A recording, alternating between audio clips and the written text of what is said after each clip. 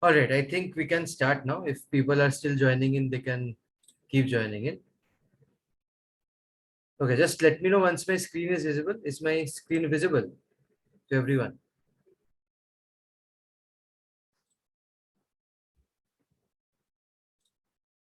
Yes, all right.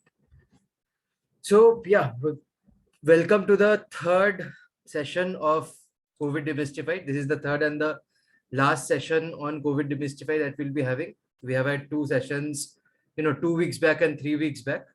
We had taken a break in between for a week. So today is the last session on the topic. So, the pandemic has affected all of our lives, and which is one of the reasons why we are doing this session. So the session had the webinar, the three-part webinar called COVID Demystified, had multiple reasons for doing it. So the first one was, so since the pandemic has affected all of our lives, so we need to make more sense out of the pandemic. We need to understand what it is all about, how it affects all our lives. And with the pandemic going on, there is a lot of misinformation that is there. So we wanted to fight the misinformation with some good old fashioned science detectivism. So we wanted to present to the students of EduDime and beyond about the different facts about the pandemic, about the different realities about the pandemic. So that was one. Second is, we now also know that a third wave is supposed to come in. A lot of people are talking about the third wave and how students might be, or kids might be affected the most in the third wave. So there is a need to equip everyone better by everyone knowing more about the pandemic so that they can fight better. So this was the second reason. And third, so we were also in EduDime trying to experiment with different styles of teaching science and math related stuff. So for example, we'll talk about all that. So you all know, most of you know that EduDime is an IIT Kharagpur alumni initiative. It is a 12-year-old company now, and it has been working for the last 12 years to make quality education, accessible and affordable for everyone. Quality, accessible and affordable being the keywords. And in fact, I am one of the lucky people who has been one of the first students of EduDime back in 2009 when I was in class 11. So I am Shubhamay Bakshi. I am a alumni of IIT Kharagpur. I've studied mechanical engineering, BTech and MTech from IIT Kharagpur, and after that I went on to work with ITC Limited for 5 years, and recently I have come back to teach people, come back into education, and I'm heading the academic efforts of EduDime. And so this session, COVID Demystified, so I was one of the key people who have put it together along with others. So, and I will be the one who's taking you through today's session, which is about the technology behind the pandemic, behind the COVID pandemic. So the first session that we had, so 3 weeks back, we had talked about man versus virus, and a lot of you had attended it. We talked about how the virus behaves, how it enters human body, how the human body fights it. The second session which was last week. We had talked about pandemics in general, how pandemics normally grow, and what from different mathematical models and history of pandemics, and what we can expect out of COVID basis, whatever we know. So we have covered a significant part of it. This, if you had not been a part of these webinars, then you can watch the recordings in the EduDime Learning Companion app. So if you do not have the app, it's bit.ly/EduDime. You can write that down on your mobile browsers, and you can get the EduDime Learning Companion app. In that, you can watch the recordings of these two webinars after this webinar is over, and you can get a e-certificate for them. With that, I will welcome you to today's webinar. So that was a bit of an introduction. Today's webinar is called Technology the Ally. And this is the third and the last chapter of the three-part series on COVID-19. And today's, as the name suggests, today's agenda is all about understanding how technology is enabling us to fight the pandemic better, and how different technology that we are using nowadays, how they actually work. So, and as usual, this webinar series is also going to be about making science simple to understand. This can be understood by everyone who is aged 8 years to 80 years, and you will be able to understand the science behind the COVID pandemic. After the webinar is over, you can get an e-certificate vouching for your COVID proficiency. For that, you have to take a small test at the end of the webinar. And I'll tell you towards the end how to take this test and all. So let us start the session today. Let us know the virus better to fight it better. So yes, so in the last segment when we were talking about the big picture, we had seen one graph, and this was the graph that we had seen, right? That the number of deaths. So we had seen that the number of pandemics are growing in number as we go on, but the number of deaths per pandemic that is happening, that is actually coming down. And we had said that technology, Shreyan is saying technology is actually the most machine which is developed. So let us talk about it. So basically we had said that the number of deaths is coming down because somehow technology has advanced and technology is making less number of people die with the number of pandemics that are happening. So, if we talk about technology, so if we really talk about technology, what has been the different technologies that are there, which is helping us fight the pandemic? If we start listing them down, there are numerous in number. So we can talk about thermometers, oximeters, steaming machine, disinfection machines, sterilizers, sanitizers, RT-PCR test, oxygen concentrators, there are ventilators, there is X-ray, there are rapid testing, so many things. So we can keep on going. We can keep on going about different words that we have heard around us and what do they mean, and these are all technological advances that has helped us, that has helped us fight the pandemic better. Why we are better off today compared to all the pandemics that have been there in the past. But if we can keep on talking about all these different technological aspects randomly, like they have been listed down, we would not be going anywhere. We would not be able to understand anything and make sense out of anything. So instead of talking about these technological points one by one and very randomly, I have chosen to classify these technologies which are helping us fight the COVID-19 pandemic into 3 parts. So, and I have classified them basis the usage. So for example, I am saying that the technologies that are helping us fight the COVID pandemic can be either technologies which are used pre-infection. So basically these are technologies somebody who is not yet infected might be using, or somebody who might be infected but still has not gotten diagnosed. So before getting infected or before getting diagnosed, so either to prevent or to understand if I am a susceptible person or not. The technologies that we use during that, I'm calling them pre-infection. There are some technologies that we use to identify whether a person is infected or not. These technologies are called diagnosis technologies. And finally, some people who get the COVID infection, unfortunately, and some of them get worse, some of them get well on their own. We had talked about this in the first webinar, but some actually get sick, really sick, and they get a lot of symptoms. So there's a third part of technology which is there to manage the symptoms that people get. So these are called symptom management technologies. So all these things that we had randomly listed down, all these names of the technology that we had randomly listed down, if we classify them into these 3 categories, so something like this happens.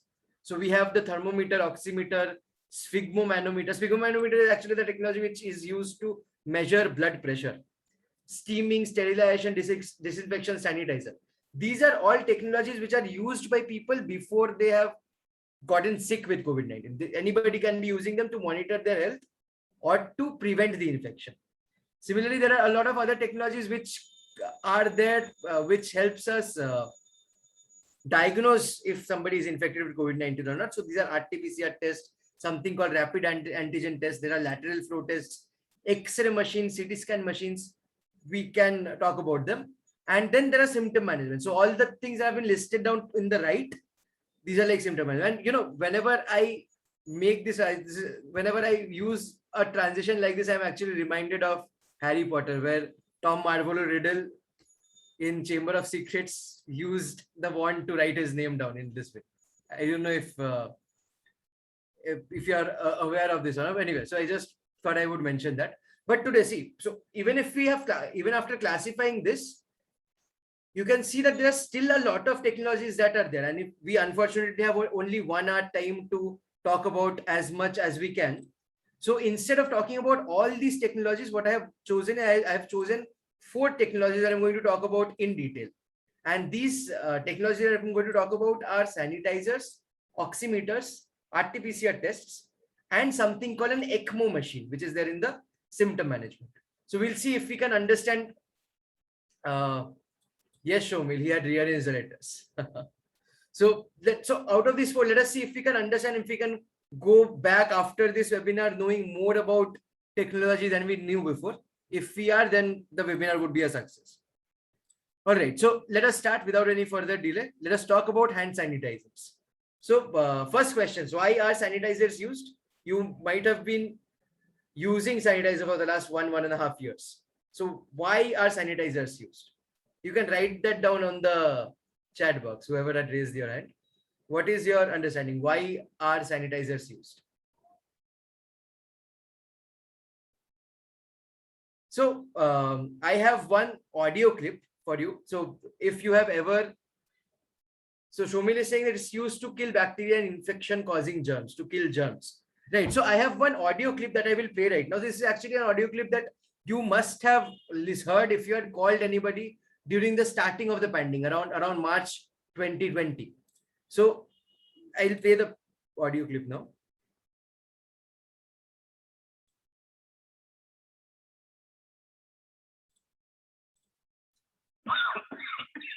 Novel coronavirus disease spread can be stopped. Always cover mouth with handkerchief or tissue while coughing and sneezing. Wash your hands with soap frequently. Avoid touching your eyes, nose, and mouth. Keep at least 1 meter distance and avoid close contact with anyone with cough, fever, or difficulty in breathing. If required, visit. So you had heard this, right? You had heard this on, yes, in the phone call ring. So this was a caller tune of everybody in the country once the pandemic had started. So see, here what they're talking about, they're talking about wearing masks, washing your hands, not touching your face, avoiding contact with people who are coughing and sneezing. So all this is related to why sanitizers are used in the first place. Yes, now it has changed a bit. Now we are talking about the vaccines. But it is important to understand why sanitizers were used in the first place. And this clip actually gives us a very big hint. So the thing is, COVID-19 is a disease that spreads through droplets. So whenever somebody is infected, if he or she coughs, the droplets that come out, that carries the COVID-19 virus. So now what can happen is if the COVID-19 infected droplets are around us, so if we are wearing mask, we would be safe from it. However, we have a tendency of putting our hands on our faces, and if one of these droplets, actually infected droplets, reach our hand, and if we touch our face, the infection can get into our body. So while it is important, it's not, it can be saliva, Shriyan. It can also be the mucus, which actually comes out when we are coughing or sneezing. Right. So see, so when the droplets are there, no, so the droplets, if we're touching our face with, if the hands are exposed to the droplets, we would get infected.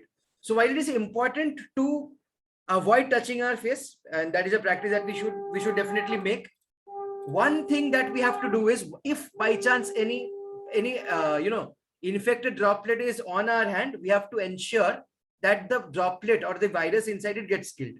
So like a lot of you are saying, it is there to kill the virus. So and it is there to kill the virus on your hands. Sanitizer, we use sanitizers to kill the virus on our hands. But if you really again remember the sound clip that I played, the sound clip never mentions sanitizers. The sound clip only mentions that you should wash your hands with soap and water. So actually what happens is, this is what we cannot feel it, Shyam. So that is why we have to make it a practice that we are washing our hands very frequently, and we are also, if there is no soapy water available, then we should be using the sanitizer.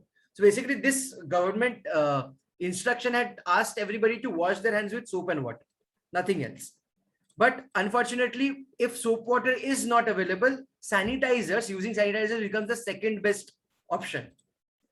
Right. So we have to understand. So the question, so today we are here to understand how different technologies work. So we know that sanitizers are used to kill germs, to kill the virus. We have to understand today that why do sanitizers kill the virus? And in order to understand that, we have to understand another thing first. we have to first understand how does the soap water actually work? How does water actually end up killing the virus? If we understand that, we will be able to understand something that so Shreyan, so the question actually is, so you're saying that alcohol kills the virus. The question is why or how. So exactly how is the alcohol killing the virus is something that we are really interested in today. So if we talk about it, so I have a few questions. Suppose I take some salt into water. Suppose there is some salt and I take some salt into water. What will happen? It is supposed to dissolve. It is very simple that if I take some salt and I put it in water, the salt will dissolve. So these type of things which dissolve in water very, very readily are called hydrophilic substances or water loving substances. Hydro means water, philic means loving.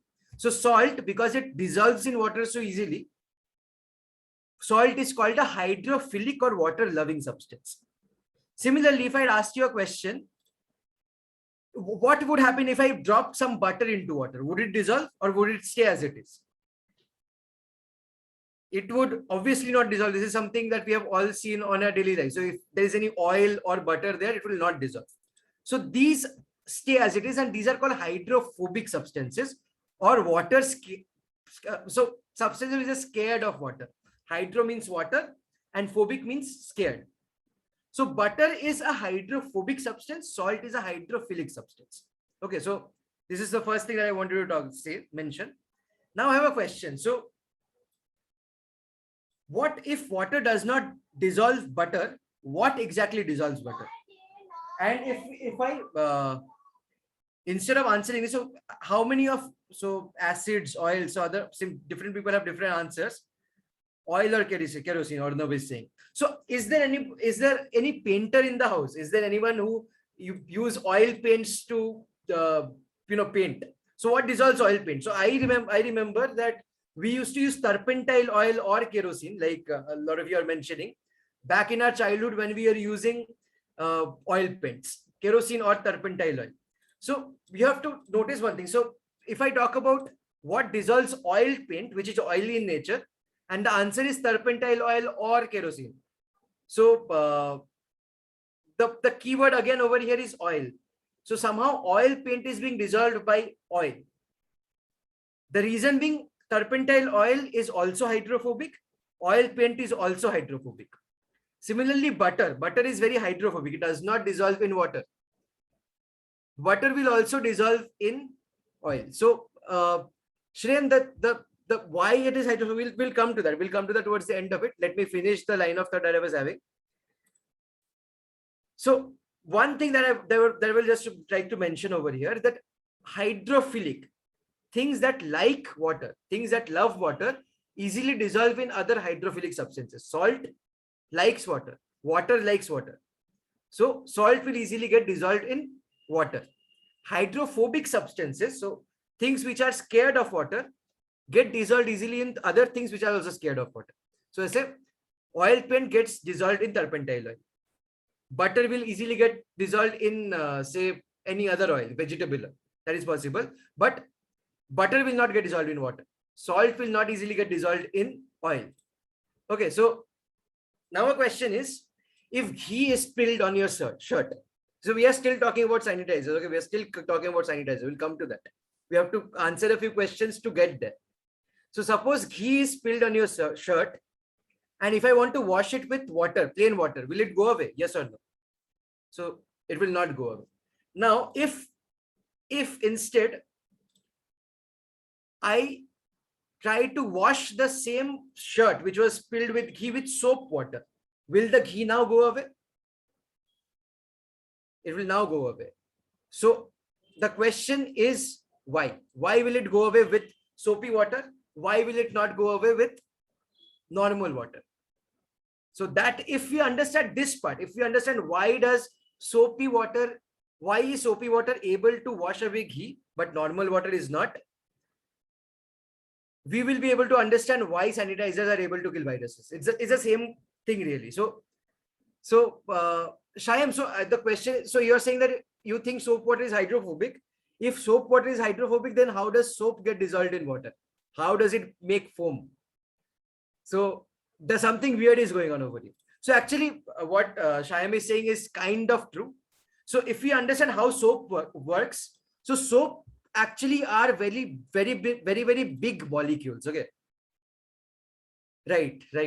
So Priya is correct. So there is an alkaline part.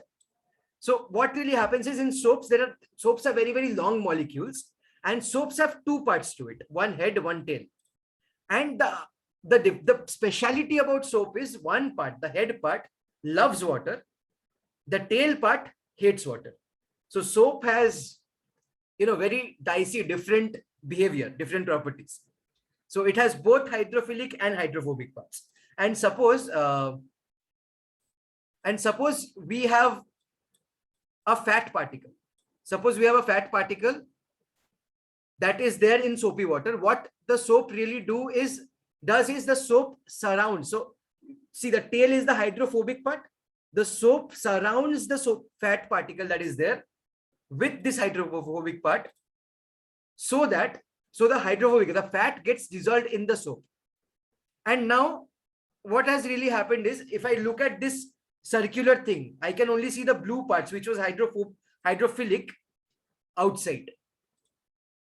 And this looks like, so if I look at this surface only, it actually fools the water. The water now thinks that I have a big molecule, which is actually some molecule that likes me. So as a result, the soap has dissolved the fat, or not really dissolved it. So the soap has surrounded the fat and now also fooled the water to make it think that probably I am something that can dissolve in water. And after that, the water dissolves the fat, the soap surrounded fat particle. So fat does not get dissolved in water, but fat surrounded by soap molecules gets dissolved in water. This is exactly the same mechanism by which sanitizers or soap waters are able to kill the coronavirus. So you will remember this diagram that we had shown you in the first webinar, that coronavirus has something called spike proteins, which it uses to enter the human cells, the host cells. So if I am somehow able to remove the spike proteins, then I would be able to save the host, save the human being from the viral infection. So what is actually holding the spike proteins together is this grayish part that is shown over here. And this grayish part is made out of fat or lipid. Okay. So yes, Shyam, you remember. So we had talked about ACE2 receptors. So the spike proteins are held together by fat. And if suppose I have the COVID SARS-CoV-2 virus on my hand, and if I'm washing it with soap, what will really happen is this soap water can dissolve the fat that is holding the spike proteins together. So the encasement of the virus that gets broken open by the soap, and as a result, the soap is able to defeat the virus on our hands. Okay, so is that clear? So the soap, I'll go back to that. So the soap surrounds fat particles to make it dissolvable in water. By that same mechanism, that fat that is there inside the on the surface of the coronavirus, that gets dissolved by the soapy water when we wash our hands with soap and water. So now the question really we were talking about was sanitizers. So like I said, soaps have very long molecules which have a hydrophilic part and a hydrophobic part, a head and a tail. If I talk about sanitizers are also very similar molecules, just short. So what soaps have long molecules, alcohols have short molecules. The alcohol molecules also have a hydrophilic and a hydrophobic parts, but they are just shorter in nature. So that is why in all government notifications and all instructions given by the government, they say that soap solution is more effective than sanitizers. They always ask us to wash our hands with soap and water. But in case soap is not available, in case you're outside, you do not have access to water and soap, then you can always use sanitizer and they're really helpful. Okay, is that clear? So this is exactly how sanitizers work. Sanitizers surround the virus membrane on our hands and then they kill the virus on our hands. So that was about sanitizer. And actually, these mechanisms, study of chemicals and making them useful in our lives is studied by topics like chemical engineering and applied chemistry. So, if you ever want to, if this line of thought or this line of studies interests you, these are the topics that you can possibly work. Yes, so you have to wash it for 20 seconds so that all the viruses and all the corners and surfaces of your hand gets covered. That is the reason for washing it for 20 seconds. Okay, so it's so actually Shreyan, so hydrophilic means, hydro means water in both the words, philic means loving, and phobic means fearing. So things that are scared of water are hydrophobic, things that love water are hydrophilic. Yes, like Rajiv sir is saying. Okay, now I think that was a lot on the sanitizers part. How many of you have seen this device called pulse oximeter? Darshit has seen it. Anybody else? Anybody has seen? Anybody has tried to use it to measure your oxygen saturation and pulse rate?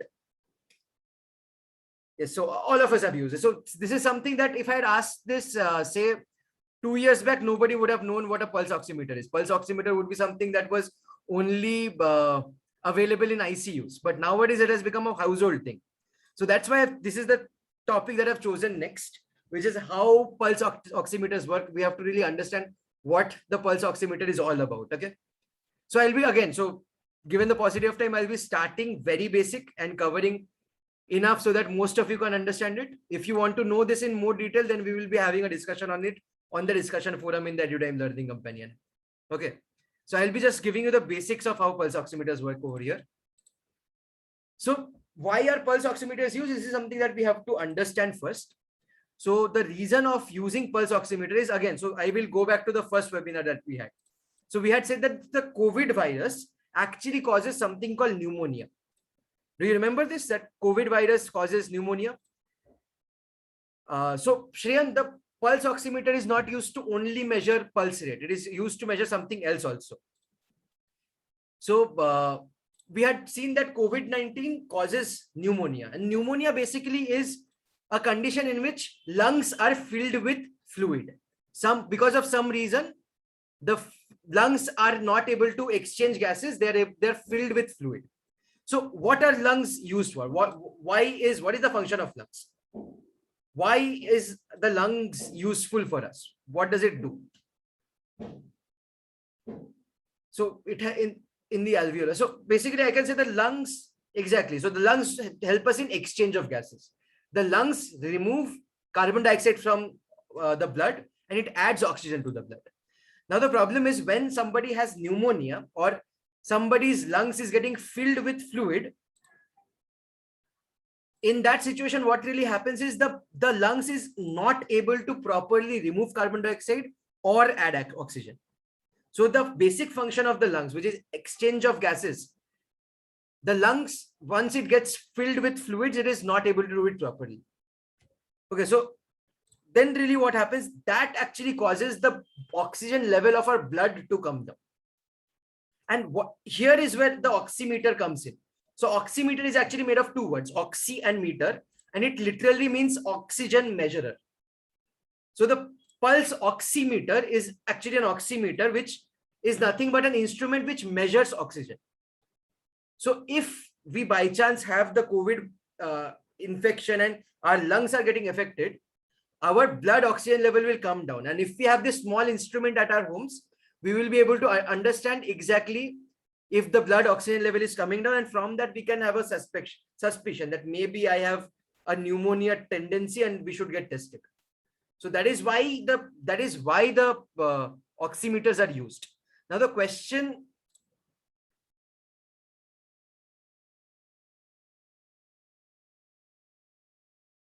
so yeah, the next question is like, how does it exactly work? So I will talk about how the pulse oximeters work, because it is that is what we are here to understand. So how things work. So So what is the color of our blood? The color of our blood obviously is red. The question is why? Yes, it is red because, like Darshit is saying, because of something called hemoglobin. Hemoglobin is a compound that is available in our blood. So that is since I'm talking about this is the reason why the entire presentation is in red. So hemoglobin is a compound, is a red pigment which is there in our blood. And this red pigment actually is the pigment which helps our blood carry oxygen and carbon dioxide. Okay, so one speciality about hemoglobin is that when hemoglobin is carrying oxygen, it has a specific color, which is a bright red color. And once hemoglobin is carrying carbon dioxide, it has a darker color. So can you see the difference between the two boxes that I have shown over here? One is a brighter red, one is a darker red, blacker red. So hemoglobin, when it is carrying oxygen, it is called oxygenated hemoglobin. That is brighter red. And hemoglobin, when it is not carrying oxygen but carrying carbon dioxide, it is darker red in color. And the oximeters actually use this difference in the color of our bloods when it is carrying oxygen and when it is carrying carbon dioxide to identify how much oxygen we have in the blood. Let us go into more detail. This is the very brief overview, that the difference in the color of the blood when it is carrying oxygen and carbon dioxide, that difference in color is identified by the oximeter to measure how much oxygen is there in the blood. But how does it do it? How does it do that? So for understanding this, we have to understand the meaning of color. So what does color really mean? So I will talk about, so do you know light is a wave? Do you know what a wave is? Have you seen the sea making waves? Yeah, so you know what wave is. So light is a wave. So visible light, red, orange, green, yellow, are all waves. And if I look, I will show you an example of a wave. Can you see this animation going on over here? Somebody is trying to make a wave out of a string. So this is a wave. If I compare the light wave to this wave, so you will see that at a point the string is looking like this. A string is looking like this. So yes, so this when we have one drop and one peak, this length is called the wavelength of the string. Okay, so the light is also a wave. So similarly, when we are on the seashore, when we see that the wave is coming towards us, there also we can measure the wavelength of the wave. So basically there will be one peak and one downward curve. So that is called one wavelength. Similarly, light also has some wavelengths. And the color of light, the color that we see, depends on the wavelength of the light that is entering into our eyes. Okay, so if I really show you about so wavelengths of the light determines color. So if I show you the different wavelengths, so see, we have red on the left hand side, we have violet on the right hand side, and what I have mentioned is the wavelength of these different colors. So for example, red would mean 625 to 740 nanometers. Nanometer is very, very small unit of distance. Similarly, violet means 435 to 380 nanometers. Green means 565 to 520 nanometers. Yes, Rayan. This is exactly the rainbow. So I have shown you the wavelength of all parts of the rainbow. And you know, so our eyes are like computers. The eyes are programmed in such a way, if this wavelength comes in, we see the red color. When this wavelength comes in, we see the orange color. When this wavelength comes in, we see the yellow color. So there is a pre-programming in our eyes. Anything that has wavelength more than 740 are called infrared, and whatever has a wavelength more than, less than 380 are called ultraviolet rays. Okay, so these are all types of light. These are all types of light. And what I am just trying to mention is that the color of light depends on the wavelength of the light. Okay, and we can actually see the rainbow over here, all the colors that are available to us. So when I say the blood is red, when I say that because of hemoglobin, blood is red in color, what I really mean is that blood absorbs all light of all wavelengths except the red wavelength. So whenever I'm looking at blood, suppose my hand is cut and blood is flowing out, when I look at the red color, what it really means is whatever light has come and fallen on the blood, it has absorbed everything, and it has only passed those wavelengths which are red in color. So as a result, when I look at this blood, I look red. So if I'll show you one example, this box is black. This box is black, and black actually means there is no light coming out of it. So that part, if you look at that part, that box is actually not reflecting or not giving out any light. It is absorbing all light. But on contrary, if I show you a white box, white has all the colors in it. White is the mixture. When rainbow, all the colors of rainbow mixes together, it creates white. So this white box absorbs no light. It gives away all light. And as a result, it looks to us like white. Similarly, red is something in between. It absorbs everything except the red colored light. Making sense? So, Shreyan, that is what I was saying. Though it's like there is a programming in our eye. We can see certain colors based on the certain wavelengths that are coming.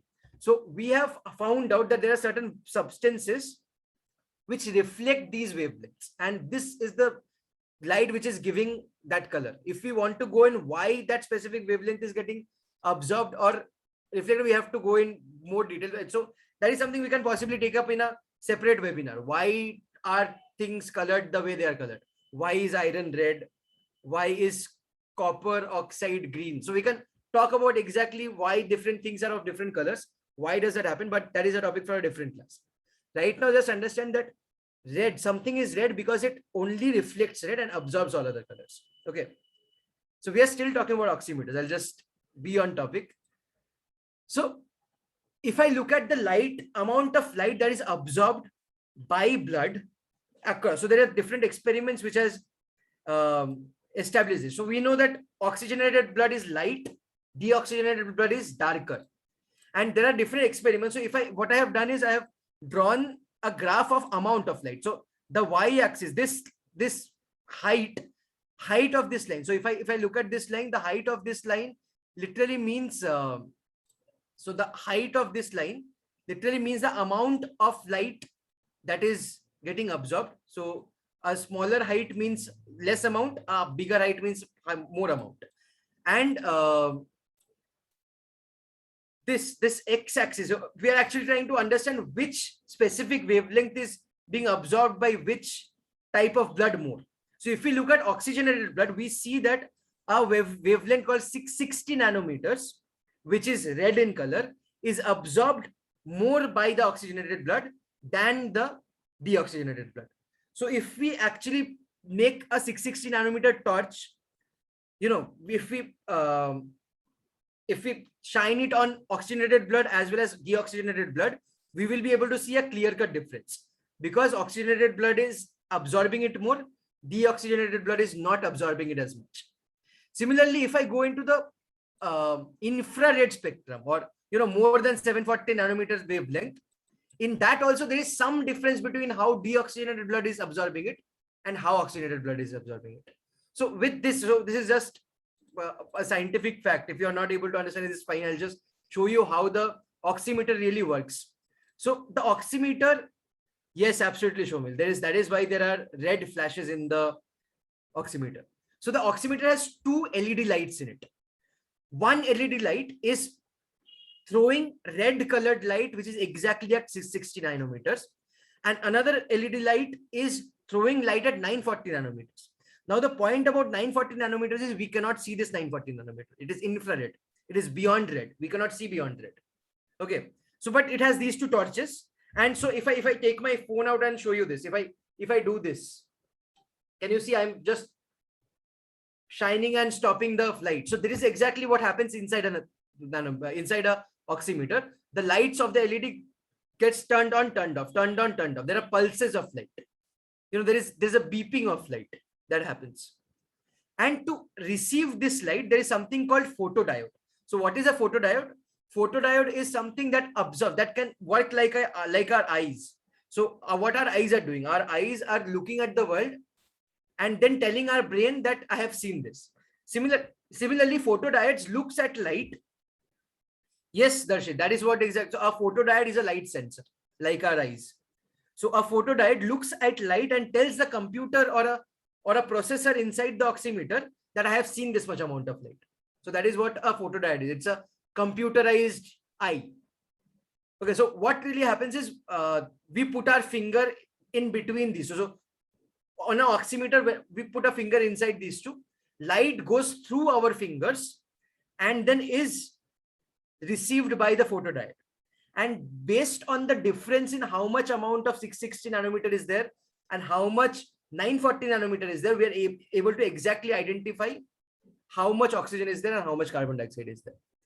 Okay, and so obviously there is an encasement that we see, that encasement is there to ensure that outside light is not coming in and disturbing the reading of the oximeter. Okay, so now with this, I will like to say that this is a very, very, very simplified view of the oximeter. If I could talk for 6 hours about sanitizer and how they work. I could talk 10 to 12 hours about how oximeters work. But let us keep it up to here. I hope that you know more about oximeters than you knew before. So no, Darshil, we can put anything unless it is opaque. So we can put anything in between which is not opaque. So human finger is actually translucent. If I look at infrared and this spectrum of red, so if I show you this thing, so I have my finger, which might look to you is opaque, but if I shine light over it, sorry, can you still see the light? You can still see the light, right? It looks red, but you can still see the light. The light is dimmed, but you can still see the light. So human finger is actually translucent. So it lets some light pass through. And as a result, the pulse oximeter can work on the human finger to measure the amount of oxygen that is there. If I had put in a paper between the pulse oximeter, it would also give me some reading. The reading would be very bad, but it would still give me reading because paper is also translucent. But if I put a cardboard between the two ends of the pulse oximeter, it will not read anything. The reason is cardboard is opaque. It does not let any light pass through. Glass, it will give some reading, but the reading would be very weird. So pulse oximeter thinks that there is a finger in between. Pulse oximeter is not smart. So pulse oximeter will get confused by the reading that it gets. And then it will shut down on its own, saying that there is an error in reading. Yes, Shreyan, glass is transparent. Pulse oximeter is good at measuring translucent objects, not transparent or opaque objects.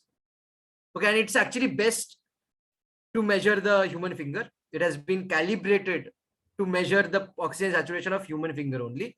If we wanted to measure the oxygen saturation of, say, the dog's finger, then we would have a different oximeter. If we wanted to measure color, what would you measure in colored glass? If we put colored glass, the oximeter would get confused because it will really get weird data. So it will either show that you can try doing it actually, Shyam. If you have an oximeter, you can put colored glass in it and see and let everyone know on the forum what exactly you're finding out. That will be an interesting thing to do, interesting experiment to do. Okay, so the pulse oximeter has been resulted by something called Beer-Lambert's law. I just have mentioned that Beer-Lambert's law. That is a part of applied physics.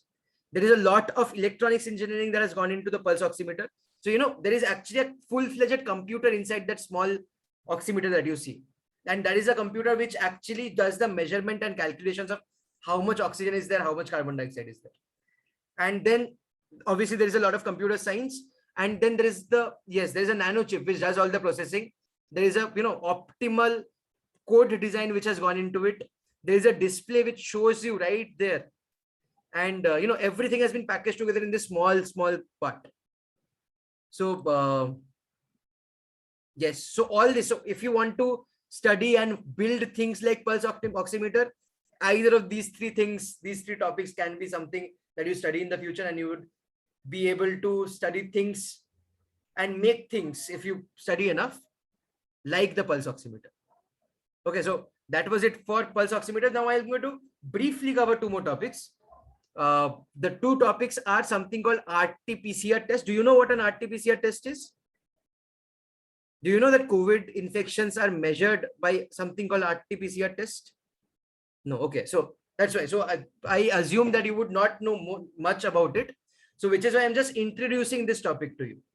So there is a test. So how do you know? How do you know if you have COVID-19?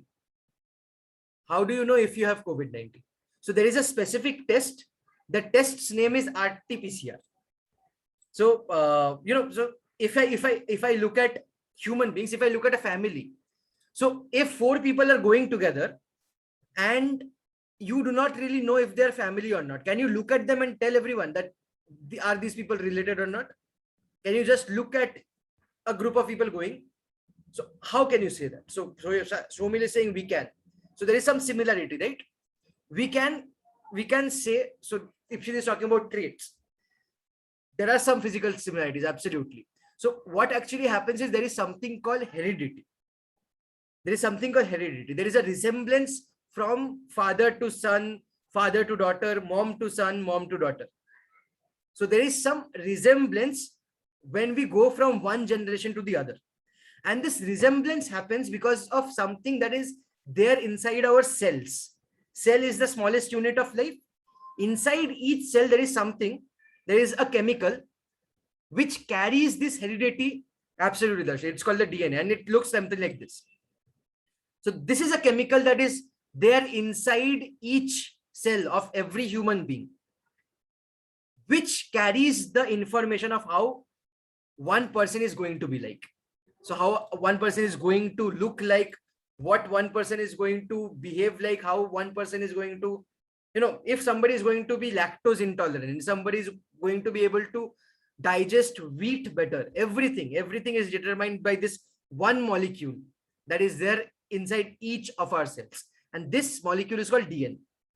Now, yes, the full form Shreyan has mentioned it, it's deoxyribonucleic acid. Okay, so now viruses, we are talking about COVID-19, right? The COVID virus. COVID virus is also a living being. It also has heredity, but it's a simpler living being. It does not have a DNA. It has something called RNA, which carries it. So see, so DNA has two strands in it. DNA has two strands in it. There are two intertwined strands. If you look at the COVID-19's heredity material, genetic material, you can see a single strand.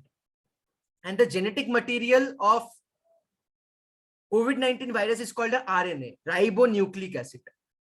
Yes, Shomil. So RNA is like a single stranded DNA. The difference is DNA is much more stable. RNA is much less stable. RNA can change very frequently. DNA cannot. So as a result, you might have heard of something called variants.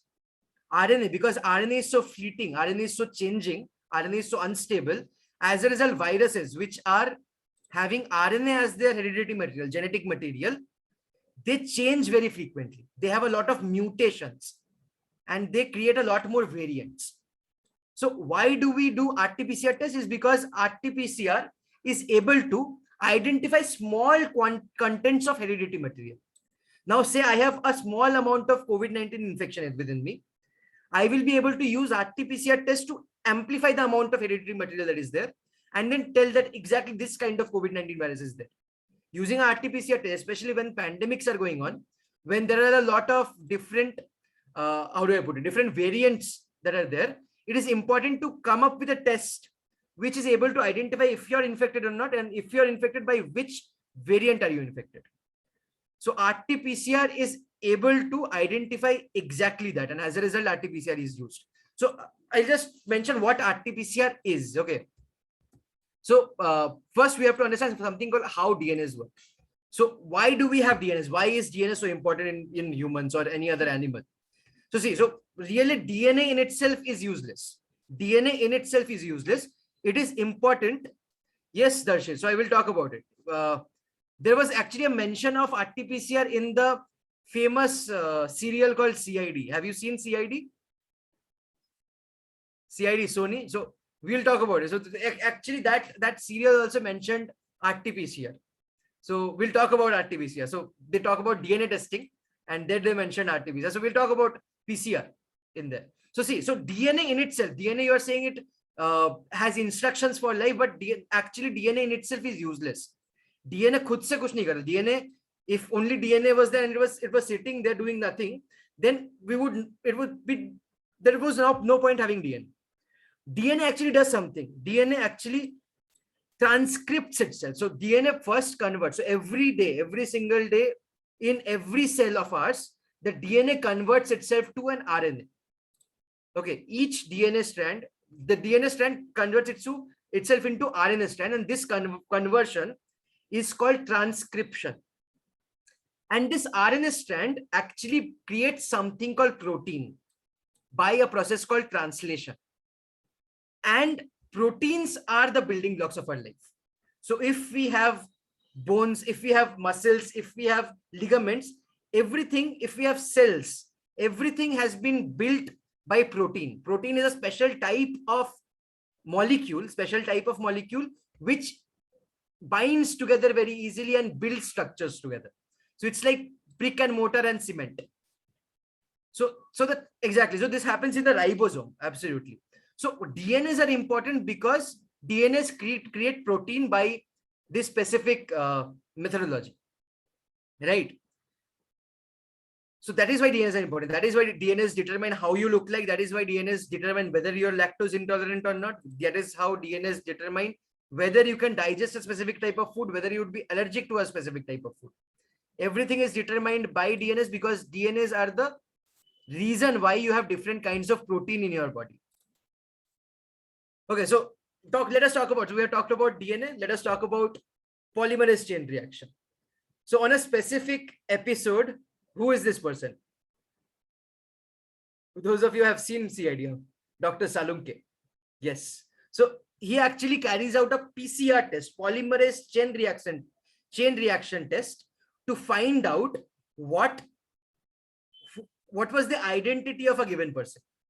So polymerase chain reaction, PCR test is actually very, very common, very, very common. It is not like it is used only for COVID-19. PCR test is very, very common.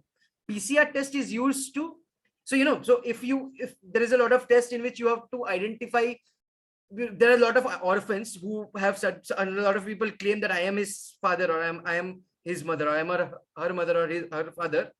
A lot of people check for DNA compatibility. How the DNA compatibility is checked is they take a cheek swab, and with the cheek swab, a lot of cells come in, and this cell has small amount of DNA. It will be very few cells. That cell is put inside this PCR machine, which is like a Xerox machine for DNA. And the Xerox cycle goes on for 35 times. And at the end of the Xerox cycle, billions of DNAs are formed. And then scientists compare these billions of DNAs of the child with the billions of DNAs of the person claiming to be a parent and see if they match or not. So in this similar context, it was used in CID. So you have to understand this. So I'm saying that with 35 cycles, billions of copies of DNAs are formed. So look at what happens. So suppose in the PCR machine, in the beginning, you put in one DNA. After one cycle, what the PCR machine does is multiplies it to 2, and there are 2 DNAs. After one more cycle, these 2 DNAs get converted to 4 DNAs. Again, multiplied by 2. So each DNA is getting converted to 2. After another, so first cycle, second cycle, after the third cycle, 8 DNAs get formed. After the fourth cycle, 16, 32, 64. Have you heard of that story that there was a king who had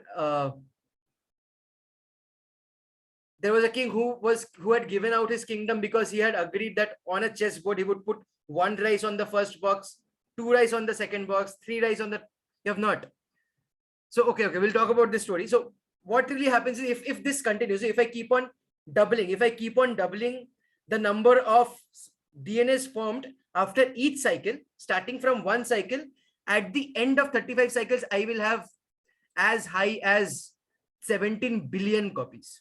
So see, what really happens is they do not check billions of copies, Shyam.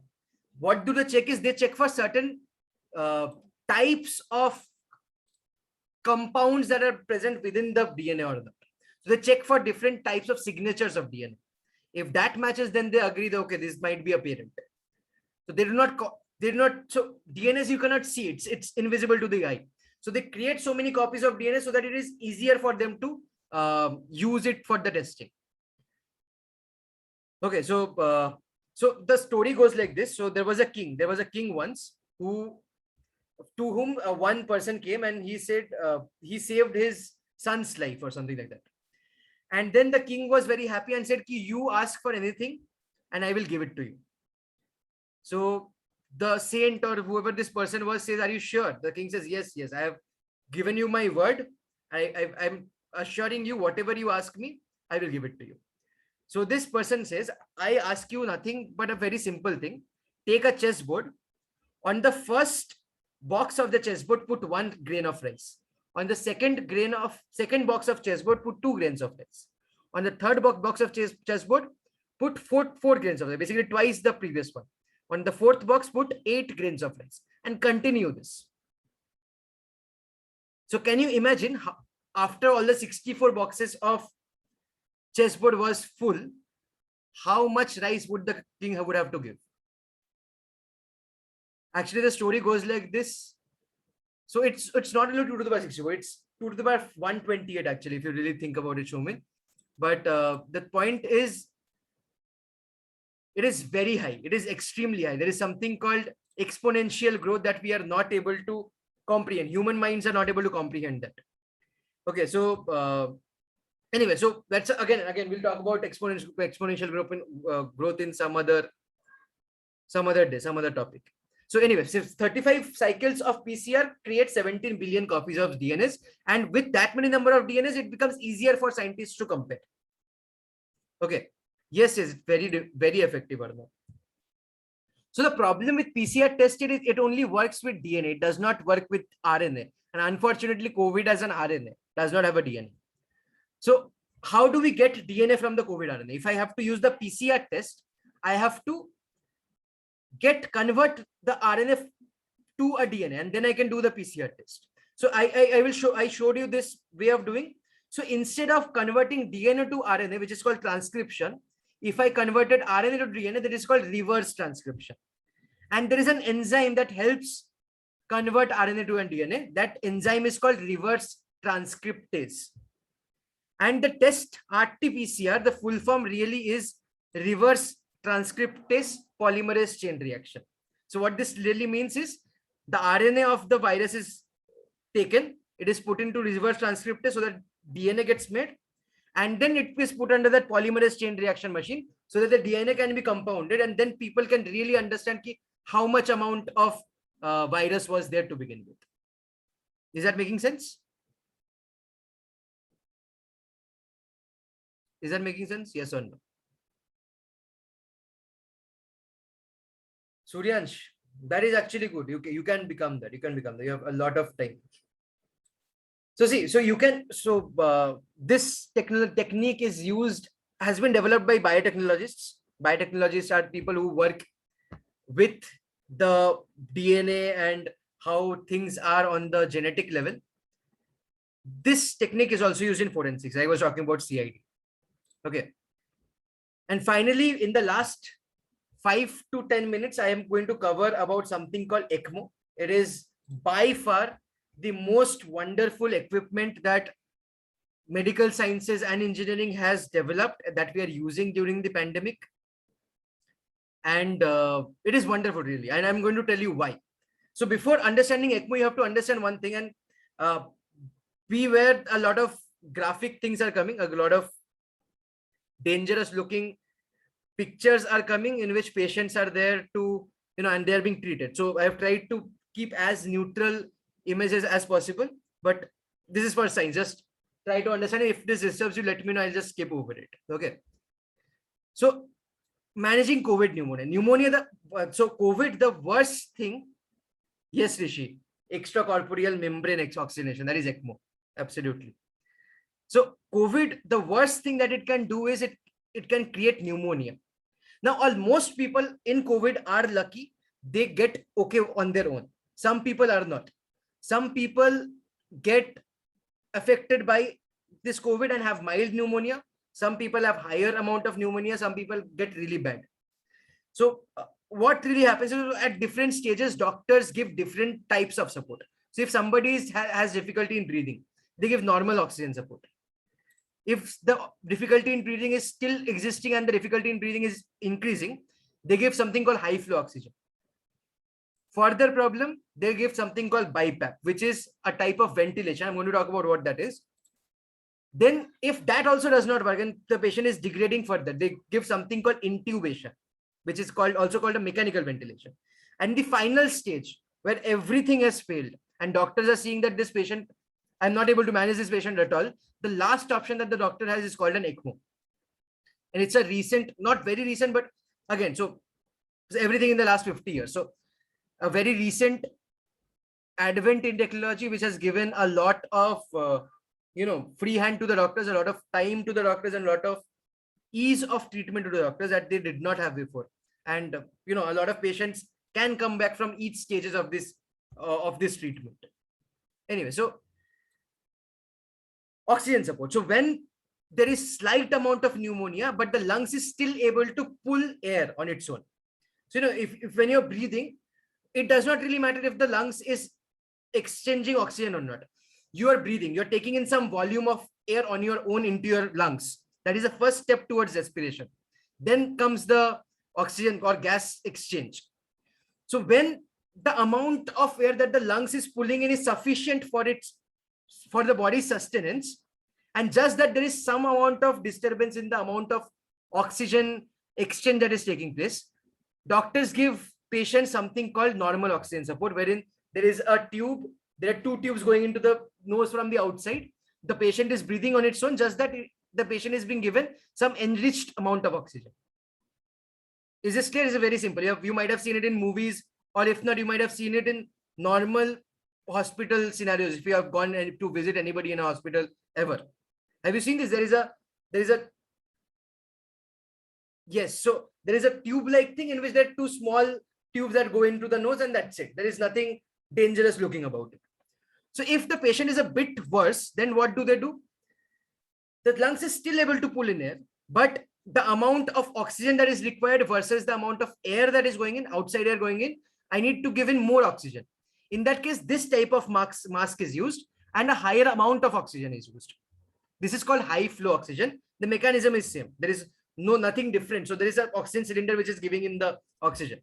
The only difference, if you notice over here, so there is a hole over here that is actually letting the outside air come in also.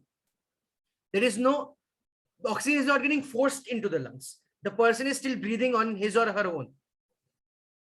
Okay, so yeah, you can leave whenever you want to leave. There is nobody stopping you. So the 2-3 minutes and the class will be over. So there is nothing else remaining, just last few slides. So this is a condition when people are giving this high flow oxygen, when they're still able to breathe in, but they need more amount of oxygen going into their lungs. Then comes the third stage. In the third stage, we have something called BiPAP. The full form of BiPAP is bi-level positive airway pressure. So what really happens over here is, so in this case, this is the first situation in which the patient is not able to breathe in enough oxygen. So there is an airtight mask that is put on their face, and oxygen is literally pushed into the lungs. Positive airway pressure. The airway that is there is a positive pressure that is created over there. So bi-level positive airway pressure is created. So this is called ventilation. This is called a BiPAP. This is a third level of treatment that the doctors got give. Third level of symptom management that the doctors can do. In a lot of cases, this also does not work for a lot of patients, and they get more worse. The pneumonia is even worse. In that case, they have an option called intubation, in which what do? They from the mouth, they put in a tube into the trachea, which is the windpipe, and they directly push in oxygen from there. This is called mechanical ventilation. Okay, and so when a mechanical ventilation, since you're pushing in a tube, it is very uneasy for the patient. So the patient has to be kept under sedation. So if you look at this mechanism, so there are a lot of syringes over here. Can you see there is a syringe, there is a syringe, there is a syringe. These are called syringe pumps. These are called syringe pumps. No, Vishwanath, BiPAP and CPAP are not same. BiPAP and CPAP are different.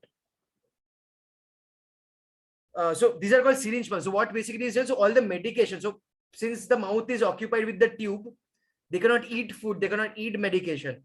So sedatives, medication, everything has to be pushed intravenously, and these are called syringe pumps that are used. So this is something that I just wanted to tell you about. Now, these were all things that I was building up to. The build-up was to this, and this thing called ECMO. So what will happen if somebody has continued breathing issue? The doctor has tried oxygen, high flow oxygen. They have tried BiPAP, they have tried intubation, nothing has worked. What exactly goes on with the body? So see, so the lungs are unable to exchange oxygen. That leads to low oxygen in the blood. That leads to cells not getting oxygen. Now the brain is realizing that I am not getting enough oxygen. What that leads to is it asks the heart to pump faster. It thinks that maybe the lungs is working. The heart is not able to flow the blood to the cells properly. So the lungs are already getting damaged. Because of that, the brain is requiring, or the nervous system, or there is something called a, have you heard of pacemaker? There is a pacemaker there's a natural pacemaker for the heart. That pacemaker requires the heart in these situations to pump faster and faster, faster and faster. And this is a vicious cycle that goes on. The lungs are still not able to breathe. The blood oxygen level is still low. The cells are still not getting oxygen. And the heart thinks it's my fault, which is why this is happening. And the heart keeps pumping faster and faster and faster. So now, because of this, either because of the heart pumping faster, or because even the heart is not getting enough oxygen, there's a fatigue of the heart that happens. And that can lead to cardiac arrest, or which we call in normal language something called heart attack. That can happen if oxygen level is reducing in the body significantly. So if a patient is getting deteriorated significantly, then doctors need one more option. What if the entire lungs is damaged, and does not matter how much pressure or how much oxygen you put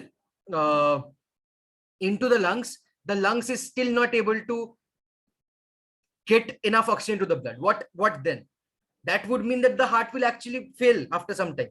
How to avoid it? So to avoid it, people have come up with something called ECMO. ECMO means extracorporeal membrane oxygenation, like somebody was mentioning right now. So I will just, before going into images and how this works, we need to know about what corporeal means. Corporeal means related to body. Extracorporeal means outside the body. So ECMO, if you look at the word ECMO, extracorporeal membrane oxygenation. So basically, I am trying to oxygenate the blood using a membrane outside the body. The lungs is a membrane inside the body. ECMO is trying to oxygenate the blood using a membrane outside the body. So this is how an ECMO machine looks like. Okay. So there is an artificial lungs and an artificial heart, which is taking out the blue blood is a deoxygenated blood. It is taking out deoxygenated blood and it is pumping it to an artificial lungs. And then that is going into the good blood or the oxygenated blood stream. And this is somehow bypassing the entire, yes, it's not like kidney, it's similar to kidney dialysis. The problem is it looks very simple over here. The problem with blood is blood clots. Have you seen whenever you cut your hand, the blood goes out, the blood clots? Imagine it going outside your body and going through a pump, then going through a membrane. There is a very, very high chance of it being clotting at every step. The blood can clot inside the tubes. This is in itself a very dangerous mechanism, and only super skilled doctors and nurses can administer ECMO. Okay. But this is something still. So this is something that is giving more hope to the patient, more time to the patient. Say somebody's lung is failed and they need time to get a transplantation of the entire lung. You can put the patient on ECMO nowadays, which you could not do before. Yes. So heparin is used, anticlots are used significantly, but that actually causes other problems. The other problems is shown over here. So see, when you are tapping into these veins, you are actually cutting open the body a bit. So if you are using too much coagulants or too much anticoagulants, that would actually cause your other bleeds to not stop, and you might die because of too much blood loss. So it's a very dicey game. It's a very sensitive equipment. It requires a lot of skill to manage. But I just wanted to tell you about this equipment. An equipment like this exists, and science and technology has created this, and we are using this during the COVID-19 pandemic. Few keywords that I want to talk about just before ending. So there is something called catheter written over here. Distal perfusion catheter. Catheter simply means a flexible tube which is inserted inside a body through a narrow opening. So you might have seen catheters used on patients who are admitted if they're not able to urinate. Similarly, catheters are used to get out blood and insert blood inside the body also. Similarly, there is something called femoral vein and femoral artery mentioned over here. So femoral means related to femur. Femur is the longest bone in the body, and it's actually the thigh bone. So the biggest arteries and veins go along with the femur. So when we are doing this artificial lungs or artificial heart, or when we are putting somebody on ECMO, we actually tap blood from this femoral vein and artery. In fact, when we are doing dialysis also, we prefer to do it from the femoral bone or artery if it's a long time dialysis. If it's a short time dialysis, then we do something else. But anyway, so that's all from me. That is all I had to talk about. I have significantly taken up a lot more. So one more thing, I've just not mentioned the careers related to this part. So, making something like a ventilator, making something like an ECMO machine takes up all professions. You have to have an electrical engineer there, you have to have a mechanical engineer there, a chemical engineer there. You have to have biotechnologists who are ensuring there is no interaction. You have to have medical professionals, you have to have zoologists, you have to have microbiologists to ensure that there is no significant growth of microbes. Then so there are a lot of professions that come together. Obviously, you have to be a doctor to use all them. So that is also a profession, all of them. And finally, you can also be, yes, Diyash, I'll show you the previous page. And finally, like me, you can also be a teacher. That is also a definitive science, technology, engineering, and math profession that is there. Okay. And yes, so that's it from me. So that is it. So with that, we come to the end. So today we have learned how hand sanitizers work, how pulse oximeters work, what RT-PCR tests are. There's a spelling mistake. It will be RT-PCR. What are the stages of managing COVID pneumonia? And finally, we have given a overview of ECMO machine. Shreyan, I will send you the recording of the webinar. You'll get the recording of the webinar. You'll understand that. So what's next? So you still have to keep. So although we have finished the 3-part webinar related to COVID, this was the last webinar. We will not have any more webinar on COVID, or we might if there are enough questions. But you still need to keep your Sundays 11 a.m. to 12 noon free. We are going to talk about a lot of topics every Sunday. So it might be about cosmology, it might be about space technology, it might be about relativity, it might be about quantum mechanics, it might be about a lot of others, it can be about evolution. And we are going to do something called a WOW STEM. It's a series. Yeah, it can be about hacking, it can be about anything that you can think of that is related to do with science, technology, engineering, and math.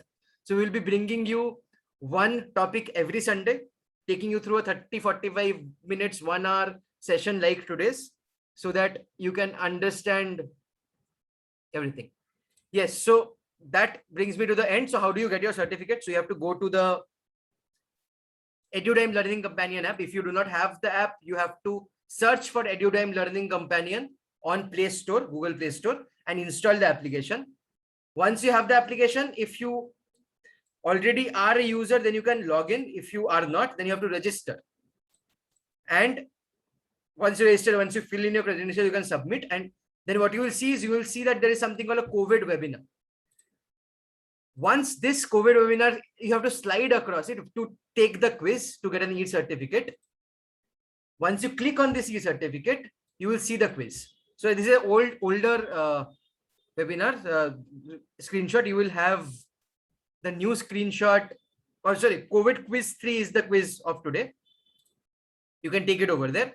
And one more thing. So if you want to get the certificates of the previous 2 quizzes, they are still available. You can, if you have not been a part of that those sessions, you can watch the recordings, and then you can obviously take the quiz and you will get the certificates. So as soon as you take the quiz, you will get the certificate right there. So you can click on the certificate and you can download it on your phone. So that will give you the e-certificate. Okay. So the recording, Shreyan, is in the app itself, and you'll see it in the app itself. When you click on the quiz, you'll see the recording over there. It's available over there. Okay. So so this is how you can possibly take the test when you're taking it. So you have to select the relevant option. You have to save for and go to the next question, and you have to submit once all the questions are completed. And finally, you will get the certificate right here. Okay. So that was the overview. So if you do not have the app, I'll remind you again, the name of the app is EduDime Learning Companion, at EDUDIGM. There will be 20 questions and it's a 10-minute exam. So pretty simple questions. No need to worry. Okay, so with that, I come to an end. You have been a wonderful audience, very curious, very participative, very interactive. Thank you for that. And we will see you again next week, next Sunday, with a new episode. What this episode will be, you can watch, you can find it from EduDime's Facebook page or the app, or you can, so those who are registered with EduDime, you will get WhatsApp notification on what the next topic is going to be. Thanks a lot. Thanks a lot, everyone. Let us win over the virus together. So that is why we were doing this webinar. So Kshitij, I am not sure when the school will open, but I don't think anytime soon, because the number of COVID cases are increasing. We should not open the schools anytime soon. Thank you. Thanks a lot. Thanks a lot, everyone. You have been a great audience, and very interactive and very inquisitive. Thanks a lot. So with that, I will be ending the session. Thank you. Thank you again. Surya, the name of the app is EduDime Learning Companion. I'll just mention it in the